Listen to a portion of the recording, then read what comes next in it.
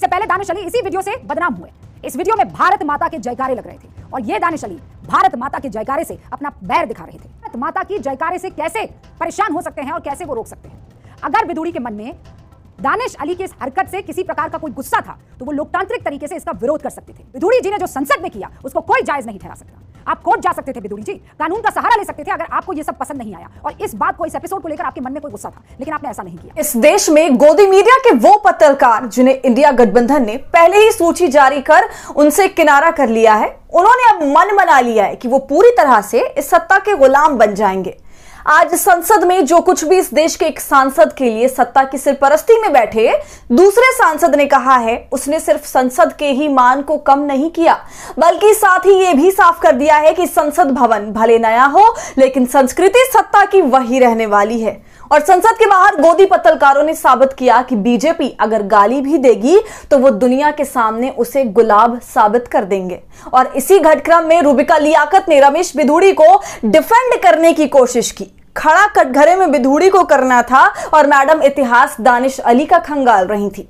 नमस्कार, आदाब, आप देख रहे खबर अड्डा और मैं हूं आपके साथ सुम्बुलीरम। रूबिका लियाकत ने अपनी रणनीति साफ कर दी है। इंडिया गठबंधन ने उससे किनारा किया तो उसने दूसरा किनारा और मजबूती से पकड़ लिया। बीएसपी अभी खुलकर किसी धड़े का समर्थन भले ही नहीं कर रही हो, लेकिन रूबिका ने बीएसपी सांसद दानिश अली को बीजेपी सांसद रमेश बिधूड़ी द्वारा गाली दिए जाने को लेकर अपना धड़ा साफ कर दिया है।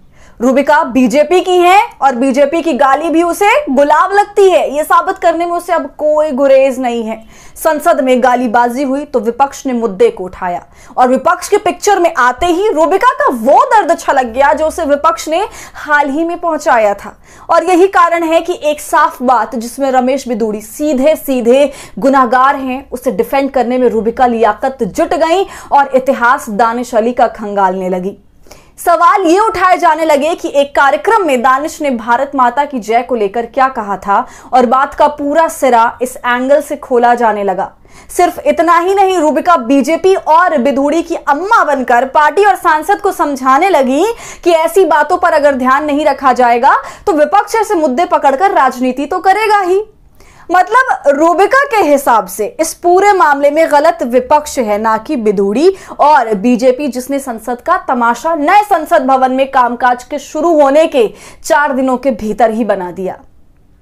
पहले मैडम की बकवास सुनिए, फिर हम आपको बताते हैं कि मोदी जी के बुलाए इस विशेष सत्र में क्या क्या विशेष घटा। आप बिधूड़ी जैसे जो बयान दे रहे हैं, विपक्ष के नेताओं को बहुत ये सूट करता है। एक पूरा इकोसिस्टम है जो ये चाहता है कि ऐसे बयान आए और आते रहे ताकि वो अपना एजेंडा पूरा कर सके। इसीलिए आज रमेश बिधूड़ी के इस असंसदीय और अमर्यादित बयान को विपक्ष ने तुरंत लपका और पूरी ताकत से टूट पड़े। ये तो बात गोदी पत्रकारों में से एक दरबारी लियाकत की रही। अब आइए कि नए संसद भवन में पुराने संसद भवन से प्रस्थान के लिए बुलाए गए इस विशेष सत्र में क्या क्या विशेष घटा।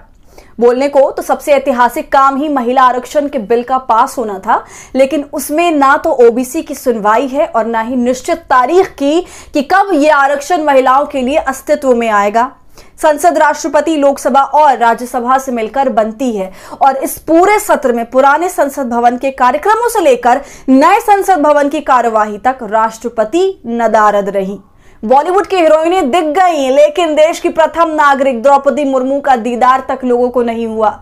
बात यहां तक चली आई कि टिप्पणियां इस हद तक पहुंची कि राष्ट्रपति चूंकि एक आदिवासी और विधवा है इसलिए उन्हें नजरअंदाज किया गया। इससे आगे बढ़ते बढ़ते राहुल गांधी के बोलते वक्त कैमरा पर चमकते लोकसभा अध्यक्ष अलग वायरल हो गए। और जब इन सबसे ये विशेष सत्र कुछ यादगार बीजेपी के लिए नहीं बन पाया तो पार्टी ने शायद इसलिए अपने सांसद को सदन में गालीबाजी करने के लिए खुला छोड़ दिया। और इन सब बातों के बाद बैठी है रूबिका लियाकत जैसी सरकारी पत्रकार जिसे आपत्ति पीड़ित से ही है, ना कि पीड़ा देने वाले से। तो रूबिका लियाकत की दलीलों को दलाली के पैरामीटर पर कितने नंबर देंगे, हमसे कमेंट सेक्शन में जरूर साझा कीजिए आप। और हमारी फ्री जर्नलिज्म को आपके सपोर्ट की जरूरत है। वो तभी होगा जब आप जितना ज्यादा यूट्यूब पर ज्वाइन का बटन इस्तेमाल कर हमारे मेंबर बनेंगे और इससे हमारी हौसला अफजाई करेंगे। साथ ही अगर अब तक आपने हमारे चैनल खबर अड्डा को यूट्यूब पर सब्सक्राइब नहीं किया है तो इसे अभी कर लीजिए।